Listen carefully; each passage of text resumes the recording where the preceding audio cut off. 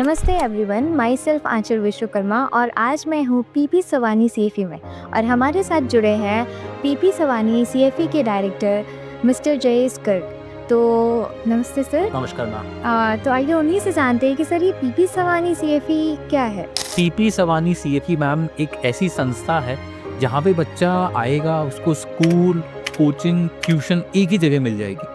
हमने ऐसा ऑब्जर्व करा कि बच्चा सुबह स्कूल आता है, शाम को कहीं ट्यूशन पढ़ने जाता है, उसका ट्रैवल टाइम बढ़ता है, थोड़े बीच में डिस्ट्रैक्शंस भी आ सकते हैं। कई बार सिलेबस को सिंक्रोनाइज करना बहुत डिफ़िकल्ट हो जाता है स्कूल और ट्यूशन में। तो हमने बच्चे को एक वन स्टॉप सोल्यूशन दिया जहाँ पे सुबह बच्चा आएगा, सुबह 8 बजे बच्चा 11th में यहाँ पर आता है और 4 बजे तक उसकी पूरी पढ़ाई, पूरी कोचिंग यहीं पे हो जाती है। तो उसका टाइम वेस्ट भी नहीं होता, उसको एक्स्ट्रा करिकुलर एक्टिविटीज़ से समय मिल जाता है।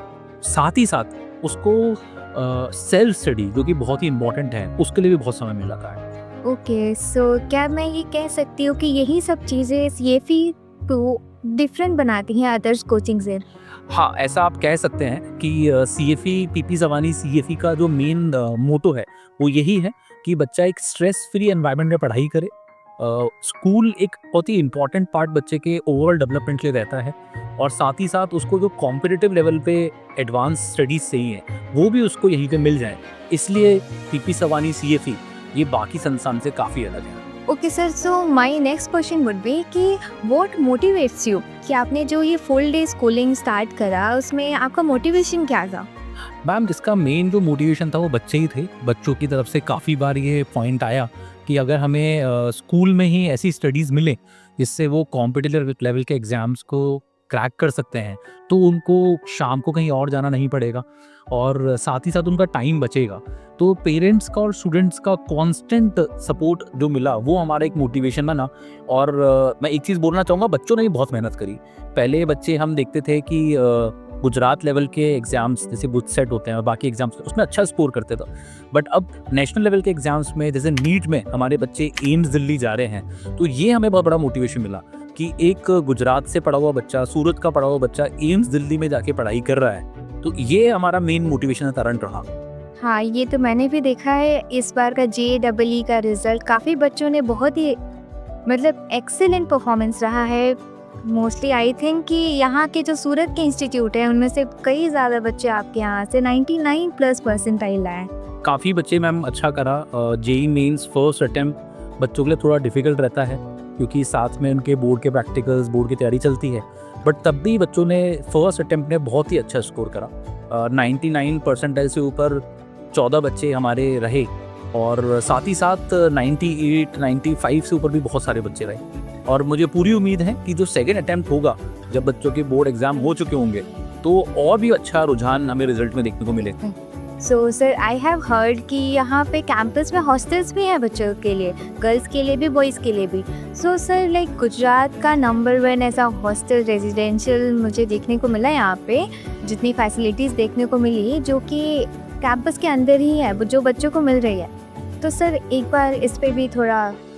मैम, ये बहुत ही इम्पोर्टेंट पॉइंट है। हम देखते थे काफ़ी बच्चे हॉस्टल की डिमांड करते थे ताकि बच्चों को शाम को भी नाइट स्टडीज़ का फ़ायदा मिल पाए। और साथ ही साथ हॉस्टल में बच्चा जब रहता है, स्कूल, कोचिंग, हॉस्टल एक ही जगह पे होने से उसको सारी सुविधाएं एक जगह मिल जाती हैं। और हॉस्टल में रहने से एक उसके अंदर डिसिप्लिन आता है। 70 से ज़्यादा स्पोर्ट्स फैसिलिटीज इस कैंपस में आपको मिलती हैं, तो बच्चा वो स्पोर्ट्स को भी इंजॉय कर पाता है। हमारा हर बच्चा कम से कम 1 से 2 घंटा रोज स्पोर्ट्स में पार्टिसिपेट करता है। और हॉस्टल लाइफ में एक बच्चे को लर्निंग जो मिलती है वो खुद के डिसीजन खुद लेना सीखता है, क्या सही है क्या गलत है। काफ़ी हद तक उस पर हम वॉच रखते हैं, हमारी जो पूरी टीम है उस पर वॉच रखती है, बट बच्चा अपने डिसीजन खुद लेना शुरू करता है। और एक बात बहुत इंपॉर्टेंट है, 12th के बाद में काफ़ी बच्चों को शहर छोड़ के बाहर जाना ही पड़ता है अपने ड्रीम कॉलेज के लिए। तो उसको बाद में जो इश्यूज आ सकते हैं वो अभी से अगर वो हॉस्टल में रहे तो उसमें काफ़ी हद तक वो आगे बढ़ जाता है। और हॉस्टल में जो टीम वर्क, एक पीयर टू पीयर लर्निंग होती है वो काफ़ी अच्छी होती है। जिस हॉस्टल की मैं बात कर रहा हूँ, इस हॉस्टल में आप देखेंगे स्पोर्ट्स फैसिलिटी के साथ साथ उसका फूड, उसका लॉन्ड्री, सब कुछ बहुत ही अच्छी तरीके से, व्यवस्थित तरीके से चलाया जाता है। तो मैं रात को बोलता हूँ कि गुजरात का सबसे अच्छा रेजिडेंशियल स्कूल प्लस कोचिंग आप इसको पीपी सवानी सीएफई को बोल सकते हैं। सर मैंने जैसा कि आपने डिसिप्लिन और वो सब बोला, संस्कार का एक बहुत ही अच्छा कॉन्सेप्ट देखा मैंने यहाँ पे जो कि इंटीग्रेटेड है इनकी स्टडीज़ के साथ। तो एक बार उसको भी एक बार बताइए हमारी पब्लिक को कि लाइक क्या जी ये बिल्कुल सही बात आपने बोली। संस्कार एक बहुत ही इम्पोर्टेंट पार्ट है। हमें ऐसा लगता है, हमें पीपी सवानी ग्रुप ऐसा हमें फील करते हैं कि बच्चे के जितना पढ़ाई ज़रूरी है उतना ही संस्कार ज़रूरी है। अगर एक बच्चा अच्छा डॉक्टर या अच्छा इंजीनियर बने, उससे ज़्यादा ज़रूरी है वो अच्छा इंसान बने, एक अच्छा बेटा बने। तो हम संस्कार के लिए यहाँ पे बच्चों के बहुत सारी तरीके से एक्सरसाइज करवाते हैं। हम हनुमान चालीसा के पाठ करवाते हैं, योगा और मेडिटेशन के सेशंस करवाते हैं और उसको एक करिकुलम में डाल दिया है। जैसे बच्चा फिजिक्स पढ़ता है, केमिस्ट्री पढ़ता है, इंग्लिश पढ़ता है, वैसे ही बच्चा योगा करेगा, ध्यान करेगा, हनुमान चालीसा के पाठ करेगा, सुबह और शाम प्रेयर करेगा। एंड सर एक पेरेंट्स को अगर मैं पेरेंट्स के बिहाफ पे बात करूँ तो एक पेरेंट्स को क्या देखना चाहिए किसी भी इंस्टीट्यूट में कि उनका बच्चा अगर जेई और नीट के कोचिंग के लिए किसी भी इंस्टीट्यूट में जाता है तो उनकी क्या एक्सपेक्टेशन होनी चाहिए एंड सीएफई उनको कैसे एड्रेस करता है? मैम देखिए, कोई भी बच्चा या पेरेंट किसी संस्थान को देखे तो सबसे पहले ये देखे कि वहाँ पे रिजल्ट कैसा है, वहाँ पे जो फैकल्टी टीम है वो कितनी स्टेबल है। क्योंकि अगर एक बच्चे को कोई 11th में कोई टीचर पढ़ा रहा है तो वो पूरी 11वीं और 12वीं में उसको साथ रहे, ये बहुत ही इंपॉर्टेंट है। और इसी के साथ साथ वहाँ पे पढ़ाई के साथ में संस्कार कितने अच्छे बच्चों को मिल रहे हैं। हम शाम को जाते हैं, कई बार देखते हैं बहुत सारे संस्थान हैं जहाँ पे बाहर बच्चा खड़ा होकर कोई गलत काम करते हैं, तो वो बहुत ही दिक्कत वाली बात है। इस एज में बच्चे को सही डायरेक्शन में रखना उतना ही ज़रूरी है जितना कि वो सफल हुए, अच्छे करियर में जाए। तो आप ये चीज़ें ज़रूर देखें। पीपी सवानी सीएपी की जहाँ तक मैं बात करूँ तो एक सेफ़ और सिक्योर एनवायरनमेंट यहाँ मिलता है। और करियर की केयर से लेके करियर, ये जो हमने एक टैगलाइन रखी है, केयर से लेके करियर, वो हम बच्चों को देने की पूरी कोशिश करते हैं कि उसको केयर भी मिले, अच्छा करियर भी मिले। मीन्स पूरे उसके नरिशमेंट से लेकर उनके सक्सेस तक। Ji okay. So sir my next question, जैसे आपने बताया यहाँ की फैकल्टी के बारे में, मैंने सुना है कोटा बेस्ड फैकल्टी यहाँ पे वर्क करती है बच्चों के लिए जो कि दिन में भी पढ़ाने आती है और उनके डाउट क्लास भी लिए जाते हैं नाइट में। सो सर इस पे कुछ? बिल्कुल, हमारी जो फैकल्टीज़ हैं वो कोटा से हैं और सबकी पढ़ाई भी अच्छे कॉलेजेस से हुई। उन्होंने कोटा के संस्थानों में काम करा, ट्रेनिंग लिया और यहाँ पर आके बच्चों को पढ़ा रहे हैं। और आपने बिल्कुल सही बोला, दिन में वो क्लास लेते हैं, डाउट सेशंस लेते हैं और रात को नाइट स्टडीज़ में आके भी वो रिवीजन क्लासेस और डाउट सेशन लेते हैं। तो एक बच्चे को एक्स्ट्रा जो बोलते हैं कि you travel a extra mile, सी कहावत है, वैसा वो कोशिश करते हैं कि बच्चे के साथ में लगे रहें, कंधे से कंधे लगा के बच्चों को मोटिवेट करें ताकि बच्चा अच्छा कर पाए। मतलब यहाँ पे सिर्फ स्टूडेंट ही नहीं, टीचर भी बहुत ही डेडिकेटली वर्क कर रहा है। जी, मुझे लगता है कि एक अध्यापक है, जो एक टीचर है, उसका भी उतना ही रिस्पॉन्सिबिलिटी है जितना एक बच्चे का है। हमने ऐसा ही सिस्टम बनाया है कि जिस भावना से बच्चा मेहनत करे, उसी भावना से टीचर मेहनत करे, तब जाके उसको उस रिजल्ट मिलेगा जो रिजल्ट वो चाहता है। सो सर जैसे मैंने बात किया एक्सपीरियंस फैकल्टी के बारे में, राइट, आपने भी बताया कि हमारी जो फैकल्टी है वो डेडिकेटली बच्चों के साथ भी उतना ही वर्क कर रहे हैं। तो सर ये जो फैकल्टी है आपकी एक्सपीरियंस फैकल्टी, वो आप उनकी भी कोई ट्रेनिंग होती होगी, लाइक उनको आप कैसे ट्रेन करते हैं? मैम ये आपका क्वेश्चन बहुत ही इम्पोर्टेंट है। जैसे जैसे क्लासेस बढ़ती हैं, जैसे जैसे बच्चा पढ़ता है, वैसे ही फैकल्टीज़ भी अपग्रेड करते हैं। हम सब लोग जो फैकल्टी की टीम है, खुद को रेगुलर अपग्रेड करने के लिए हम बहुत सारे सेशंस रखते हैं। देखिए, हर फील्ड के अंदर आपको बार बार खुद को अपग्रेड करना पड़ता है। सेम यहाँ पे लागू होता है, टीचर्स का अपग्रेडेशन होता है, सारे टीचर्स साथ में बैठते हैं, ट्रेनिंग सेशंस होते हैं, बाहर से भी लोग आते हैं, इंटरनल ट्रेनिंग सेशंस भी होते हैं, रेगुलर मोटिवेशन सेशंस भी होते हैं। हम कहाँ अटकते हैं, फैकल्टीज़ कहाँ अटक रहे हैं, उसका एनालिसिस भी करा जाता है, उनको सोल्यूशन दिया जाता है और साथ ही साथ हम कैसे बेटर कर सकते हैं। आज भी हम फैकल्टी से बात करते हैं तो हम खुद को 10 में से 8 नंबर ही देते हैं या 7 नंबर देता है। तो हमारे अंदर हमेशा एक भावना रहती है कि हमें और सीखने की ज़रूरत है और आगे बढ़ने की ज़रूरत है। तो ये भावना मुझे लगता है एक टीचर को एक अच्छा टीचर बनाती है। एक साधारण और एक असाधारण टीचर में बस यही भावना का अंतर है कि वो खुद को हमेशा सीखने की चाह जिंदा रखे। ऐसा एक फैकल्टी में होना बहुत ज़रूरी है। हाँ, और सर अभी का जो जनरेशन चल रहा है ना, उसमें टीचर और एक स्टूडेंट का जो इंटरेक्शन है वो भी ऐसा होना चाहिए कि स्टूडेंट अपने आप को रिलेट कर पाए कि अपनी बातें शेयर कर पाए। तो उस बारे में आपका ये बहुत ही मैम मुझे लगता है इम्पॉर्टेंट क्वेश्चन आपने पूछा कि फैकल्टी और स्टूडेंट्स के बीच में बॉन्ड कैसा होना चाहिए। तो मुझे लगता है ये बॉन्ड एक मेंटर्स का होना बहुत ज़रूरी है। जब फैकल्टी को, अध्यापक को ऐसा लगे कि बच्चा उसके छोटे भाई छोटी बहन की तरह है और वो उसी भावना से उसको जवाब दे, उसके डाउट सॉल्व करे, उसको पढ़ाए और साथ ही साथ मोटिवेट करे। मुझे लगता है कि अध्यापक काम पढ़ाने के साथ साथ एक मोटिवेशन का भी रहता है कि बच्चा, अगर आपने बच्चे को मोटिवेट कर दिया कि वो कुछ काम कर सकता है तो वो सब कुछ कर सकता है, ऐसा हमें लगता है। और साथ ही साथ हम बच्चों में भी ये भावना डालते हैं, संस्कार के जो सेशंस हम लेते हैं, कि वो अध्यापक को भगवान की तरह देखें। जैसे गुरु साक्षात परम ब्रह्मा ऐसा बोला जाता है, तो बच्चों में भी ये भावना जगाने की कोशिश करी जाती है। उसमें हमें लगता है काफ़ी हद तक हम सफल रहते हैं कि वो अध्यापक को एक भगवान के रूप में देखें, वो उस तरीके से उनसे बात करे जैसे वो उनके सामने एक भगवान खड़े हैं। तो ऐसा एक बॉन्ड क्रिएट करते हैं कि टीचर्स में ऐसी भावना रहे कि बच्चों की हमें पूरी केयर करनी है, बेस्ट केयर करनी है, और बच्चों के अंदर ये भावना रहे, ये ट्रस्ट रहे कि सामने जो अध्यापक बैठा है, जो टीचर बैठे हैं, वो मेरे लिए बेस्ट से बेस्ट ही करेगा। तो ये बॉन्ड हम यहाँ पे क्रिएट करने का पूरा कोशिश करते हैं। जैसा कि सर आपके डिस्कशन, हमारे डिस्कशन से ये पता चल रहा है कि लाइक एक जो परफेक्ट कॉम्बिनेशन है संस्कार और एजुकेशन का, जो मुझे यहाँ पीपी सवानी सीएफई में देखने को मिल रहा है। तो सर अभी आज के जनरेशन में अगर बात करूँ, अभी के टाइम के बात करूँ, तो लोग मेजरली जेई और नीट के कोचिंग के लिए कोटा ही जाते हैं। एम आई राइट? तो सर मतलब सीएफई इससे क्या अलग कर रहा है जो कि बेटर बनाता है उसको कोटा से? ये बात आपकी बिल्कुल सही है कि कोटा जाने का बच्चों का रुझान रहता है। मैं खुद कोटा शहर में आता हूँ। देखिए, पीपी सवानी सीएफई जैसे मैंने आपको बताया, कोटा सिस्टम में जो अच्छी चीज़ें हैं, जैसे वहाँ का एकेडमिक्स बहुत अच्छा है, वहाँ का फीडबैक सिस्टम बहुत रोबोस्ट है, वो सारी अच्छी चीज़ें हमने यहाँ पे इम्प्लीमेंट करी। और हर शहर में कुछ खामियां भी होती हैं, कुछ दिक्कतें भी होती हैं, वो हमने कोशिश करी कि यहाँ से हम हटा दें। उसको स्कूल, ट्यूशन, हॉस्टल एक ही जगह पे मिले, एक सेफ एनवायरनमेंट, उसके पेरेंट्स हफ्ते में एक बार उससे मिल पाएँ। देखिए, सूरत से या गुजरात के किसी कोने से कोटा जाना एक पेरेंट के लिए भी डिफ़िकल्ट है। और जैसा मैंने बताया, कोटा में हॉस्टल अलग है, कोचिंग अलग है, स्कूल अलग है, तो वो एक डिस्ट्रैक्शन और एक टाइम मैनेजमेंट में दिक्कत लाता है बच्चे के लिए। वो यहाँ पे हमने दूर करा, और साथ ही साथ एक मॉनिटरिंग सिस्टम, ताकि बच्चा कभी भी किसी गलत लाइन पे ना चला जाए, कोई गलत डिसीजन ना मिले, कोई नेगेटिव डायरेक्शन में ना चला जाए। उसके लिए हमने मॉनिटरिंग सिस्टम बहुत स्ट्रॉन्ग करा। और लास्ट में जो संस्कार हैं, जो संस्कार की बात मैंने पहले भी करी, बच्चों में ऐसे डाले गए कि वो मजबूत बने, बच्चा अंदर से मजबूत बने, कभी भी उसमें अकेलापन ना आए, अध्यापक से वो अपनी हर दिल की बात कर सके और अध्यापक भी उसी भावना से उसको सोल्यूशन दे सके। तो ऐसा सिस्टम हमें लगता है हमने यहाँ पे डेवलप करा है, जो कोटा नहीं किसी भी शहर से बहुत ही अच्छा है। तो सर मेरा नेक्स्ट क्वेश्चन ये होगा कि अभी जो आजकल सोशल मीडिया वाली लाइफ चल रही है, जो आजकल आपने देखा होगा बच्चे, मतलब मोस्ट ऑफ द स्टूडेंट्स हमारे सोशल मीडिया पे ही डिस्ट्रैक्ट है। तो उनके लिए आप क्या कहना चाहोगे कि पेरेंट्स, जो बच्चे अपने पेरेंट्स की बात नहीं सुन रहे, वो कैसे मतलब मोटिवेट हो और अपनी स्टडी में वापस से कंसंट्रेट हो जाए? तो उनके लिए आप क्या कहना चाहेंगे? नहीं, ये आपने जो मैम बात बोली, ये बिल्कुल सही बात है। सोशल मीडिया एक बहुत बड़ा डिस्ट्रैक्शन निकल के आया है।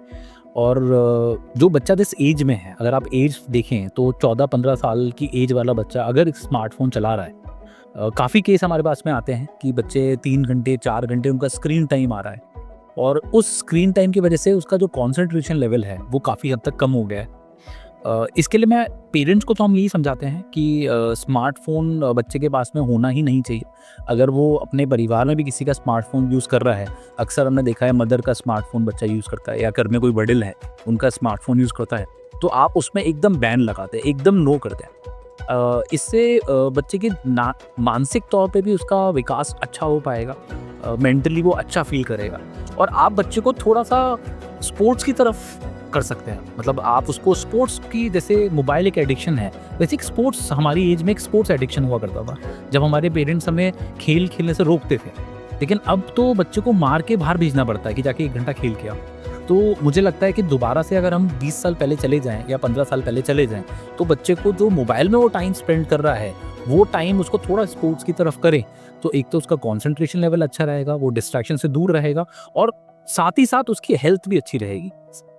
लास्ट में आपने जो मेरे से पूछा कि बच्चा पेरेंट्स की बात नहीं सुनता, ये समस्या देखिए थोड़ी है, अमुक पेरेंट्स हमें आके ऐसा बताते हैं कई बार, लेकिन बच्चे भी ऐसा हमें बोलते हैं कि पेरेंट्स हमारी बात नहीं समझते। तो मैं पेरेंट्स को भी रिक्वेस्ट करूँगा कि आप बच्चे को 15-20 मिनट सुनें। अगर वो कोई आपसे बात कह रहा है तो खुले दिमाग से उसकी बात सुनें। उसके बाद में उसको आप गाइड करें। अगर वो गलत कर रहा है तो भी उसको गाइड करें, अगर वो सही कह रहा है तो उसको एप्रिशिएट करें, लेकिन बच्चे की बात सुनें। मैंने जो आजकल नोटिस करा है कि पेरेंट्स भी काफ़ी अपनी लाइफ में बिज़ी हैं। अभी काफ़ी वर्क का प्रेशर भी रहता है और सामाजिक प्रेशर भी काफ़ी रहता है, काम में व्यस्तता रहती है। तो हम कई बार बच्चे की बात नहीं सुन पाते हैं। हमें लगता है बच्चा जो कह रहा है वो हम समझते हैं और उसको कई बार इग्नोर कर देते हैं। तो मैं पेरेंट्स से भी यही रिक्वेस्ट करूँगा, बच्चे की बात सुनें। भले ही वो गलत बोलता है, सही बोलता है, पर उसकी बात सुनें और फिर उसको आप मोटिवेट करें। अगर वो अच्छी बात कर रहा है तो उसको आप मोटिवेट करें, अगर वो कुछ गलत बात कर रहा है तो उसको गाइड करें। तो ये एक हम बैलेंस बना के चलेंगे कि मध्य का रास्ता लेके चलेंगे, तो मुझे लगता है इस समस्या से हम दूर कर सकते हैं। एंड सर, आजकल की जो एक्सक्यूजेज हैं स्टूडेंट्स के कि लाइक फ़ोन पे हमें इंफॉर्मेशन मिलती है, हम उससे पढ़ाई करते हैं, लाइक यूट्यूब एंड ऑल। तो सर, उसके बारे में आपका क्या कहना है कि लाइक जो एक्सक्यूजेज हैं उनको फ़ोन को लेकर कि हम जो फ़ोन ले रहे हैं वो पढ़ाई के लिए ले रहे हैं, but that we all know कि most of the student 90% students का जो ध्यान होता है फ़ोन लेने के बाद वो ऑफकोर्स पढ़ाई में नहीं होता है। देखिए, इस जवाब के बाद बहुत सारे बच्चे मुझे लगता है चिढ़ेंगे इस बात से, बट ये बात बिल्कुल सही है कि फ़ोन की ज़रूरत मुझे लगता है अभी नहीं होनी चाहिए। अगर कोई बच्चा इस एक्सक्यूज़ से पेरेंट्स से फ़ोन ले भी रहा है, ये बहाने से फ़ोन ले भी रहा है, तो पेरेंट्स फ़ोन ना दें। और मैं बच्चों को भी ये रिक्वेस्ट करूँगा कि बेटा आप भी इस चीज़ को निकालिए, मतलब इस चीज़ से ऊपर हटिए। आप खुद को पहचानिए कि आप बहुत अच्छा काम कर सकते हैं, कुछ एक्स्ट्रा करिकुलर एक्टिविटी में पार्टिसिपेट करिए। और ये जो फ़ोन नामक चीज़ आ गई है, जो हमें एक पहले लगता था कि बहुत ही काम की चीज़ है और अभी एक प्रॉब्लमेटिक चीज़ बनती जा रही है। तो आप इसमें बिल्कुल भी ना फँसिए। आप उस टाइम को किसी अच्छी चीज़ में यूटिलाइज़ करिए, कोई स्किल डेवलप करने में यूटिलाइज़ करिए, ताकि बाद में जाके वो स्किल आपकी हॉबी बने या आपके साथ में प्रोफ़ेशनल करियर में आपकी हेल्प करे।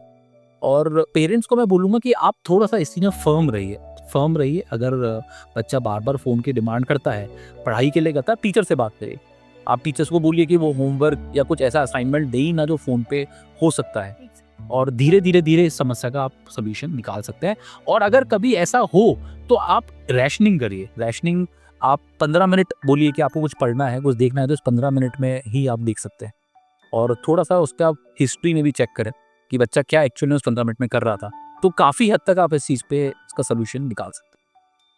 मतलब कि बच्चे को गाइडेंस जो स्कूल और इंस्टीट्यूट प्रोवाइड करती है ये तो ज़रूरी है ही, बट पेरेंट्स का भी एक मेजर रोल होता है उनके बच्चे के संस्कार में, उनकी ग्रोथ में, उनके सक्सेस में। तो sir, my next question for those students जो एक्चुअली में पढ़ना चाहते हैं बट अभी डिस्ट्रैक्टेड है और वो पढ़ नहीं पा रहे, लाइक वो डिस्ट्रैक्शन वो दूर नहीं कर पा रहे हैं, तो उनके लिए क्या प्रॉपर रूटीन होना चाहिए जो कि आप अपने यहाँ पीपी सवानी सीएफई में भी फॉलो कराते हैं स्टूडेंट के लिए? तो एक बार उस पे भी जी, बिल्कुल ऐसा कई बार होता है। बच्चे की लाइफ में ऐसे फेज़ आते हैं जब वो भटक जाता है। तो उसका बहुत सिंपल तरीका ये है कि उसको आप सही राह पे लाएँ। सबसे पहले आप देखिए वो टाइम से सो रहा है कि नहीं सो रहा है, उसकी रात की नींद अच्छी होनी चाहिए। एक स्टूडेंट को अप्रॉक्सिमेटली 7 से 8 घंटे सोना ही चाहिए। दूसरा, उसका खाना-पीना कैसा है? क्या वो ज़्यादा जंक फूड, फ्राइड फूड खाता है? उसको बंद करके वो घर का पौष्टिक खाना खाए। उसके अलावा रेगुलर मेंटरशिप प्रोग्राम मिले हैं, उसका रेगुलर मॉनिटरिंग हो। आप बच्चे को बार-बार जब समझाएँगे, तब धीरे-धीरे उसके अंदर इम्प्रूवमेंट आना शुरू होता है। अक्सर ऐसा होता है कि हम 1 महीने तक बच्चे को कुछ नहीं बोलते, फिर सारा गुस्सा एक साथ हम निकालते हैं, तो वो गलत प्रोसेस है। अगर आप रोज़ उसको 15 मिनट, 10 मिनट सुनें, उसकी बात सुनें, उसको समझाएँ, उसकी मेंटरिंग करें और कुछ डेटा पॉइंट्स के साथ बैठें, उसके कुछ मार्क्स लेके बैठें, उसका होमवर्क लेके बैठें, टीचर्स का फीडबैक लेके बैठें, तो धीरे-धीरे उसको आप मोटिवेट कर सकते हैं। ऐसा मुझे लगता है कि कोई भी बच्चा किसी एबिलिटी के बिना इस दुनिया में नहीं आता, उसके अंदर कोई ना कोई एबिलिटी होती है। उस एबिलिटी को हम पहचानें और बच्चे को भी पहचानने में उसकी मदद करें, बाकी सारा काम बच्चा खुद कर लेगा। और उस पे बस एक गाइडेंस की तरह हम उसको दूर से देखते रहें और रोज़ 10 से 15 मिनट की बात सुनें, समझें, तो बच्चा अपने आप अपनी राह पकड़ लेगा। सर, बहुत ही अच्छा लगा मुझे आपसे बात करके। जितना भी हमने डिस्कशन रहा काफ़ी अच्छा रहा मुझे, जहाँ तक कि आप सभी को भी बहुत सारी इन्फॉर्मेशन मिली होंगी और आप भी रिलेट कर पाओगे जो भी सर ने रूटीन बताया और जो भी बताई शेड्यूल जो यहाँ इंस्टीट्यूट पे फॉलो होता है। तो सर, अगर किसी बच्चे को इस इंस्टीट्यूट में एडमिशन लेना है तो उसकी क्या प्रोसेस हो? मैम सबसे पहले उसको एक एग्ज़ाम देना पड़ेगा। बिना एग्ज़ाम के एडमिशन्स नहीं होते हैं। एक पीबेट एग्ज़ाम होता है, जैसा मैंने पहले बताया कि बच्चे की एबिलिटी जानना बहुत ज़रूरी है। हम एक एग्ज़ाम कराते हैं पीपी सवानी ब्रेन एप्टीट्यूड टेस्ट। उससे आपको ये पता पड़ता है कि बच्चे का रुझान क्या है, बच्चा किस चीज़ में अच्छा है, और जिस रुझान में वो अच्छा है, जिस चीज़ में उसको मज़ा आता है, उसको लेके आगे बढ़ सकता है। तो एडमिशन के लिए वो पीवेट एग्ज़ाम कराए। हमारे काउंसलर्स आपको पूरा समझाएंगे कि किस फील्ड में वो अगर मेहनत करे तो उसके चांसेस ज़्यादा हैं कि वो कामयाब हो पाएगा, और पीबेट एग्ज़ाम के थ्रू ही वो एडमिशन प्रोसेस कर सकता है। Okay, thank you so much. Ma'am thank you. जय श्री कृष्ण। जय श्री कृष्ण।